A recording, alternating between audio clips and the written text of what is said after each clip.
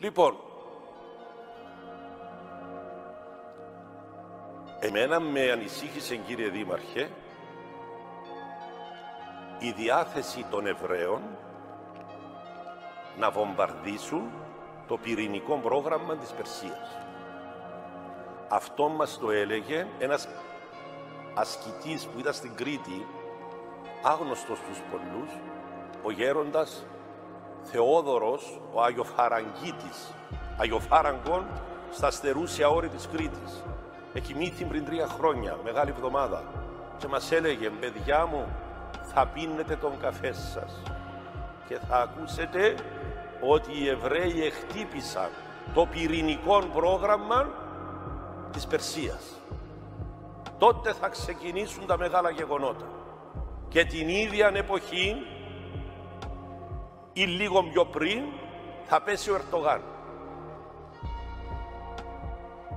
Αυτά θα είναι τα σημεία που θα έχετε για να καταλάβετε ότι τα μεγάλα γεγονότα έρχονται. Τώρα που βλέπω τους Εβραίους ξεκάθαρα, χωρίς περιστροφές, να λένε ότι εμάς ο στόχος μας και ο Τραμπ να υπηρετεί αυτόν τον στόχο. Επίσης ξεκάθαρα, αντιλαμβάνομαι ότι τα μακρά γίνονται κοντά.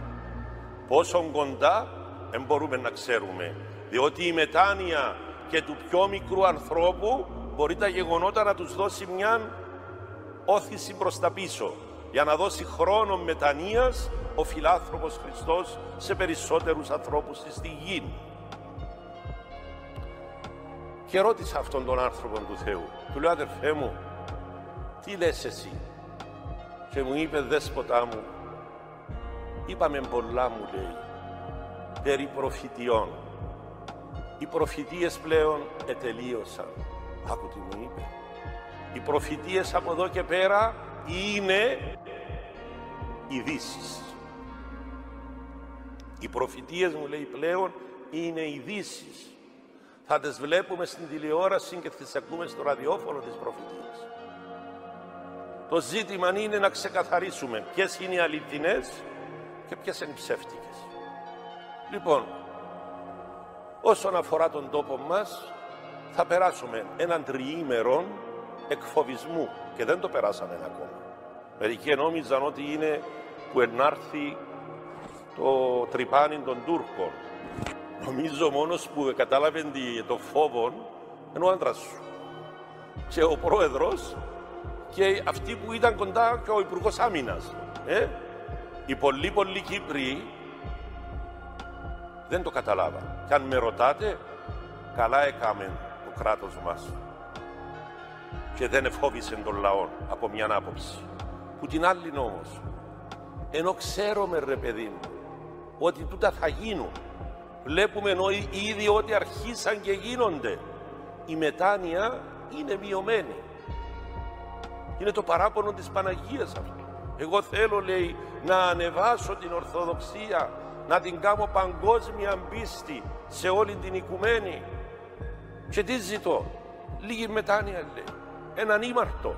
Και οι βουλευτές μας, όλων των κομμάτων, να κάνουν τέτοια νομοσχέδια. Αυτά τα νομοσχέδια, τα αφύσικα που κάνουν οι βουλευτές και στην Ελλάδα και στην Κύπρο, μας είπε η γερόντισσα της Αττικής, που είναι άνθρωπος με φως Χριστού, ότι θα φέρουν θεομηνίες. Θα επαναστατήσει η φύση. Θα ανοίγουν ξαφνικά μέσα στις πόλεις κρατήρες, θα βυθίζονται πολυκατοικίες.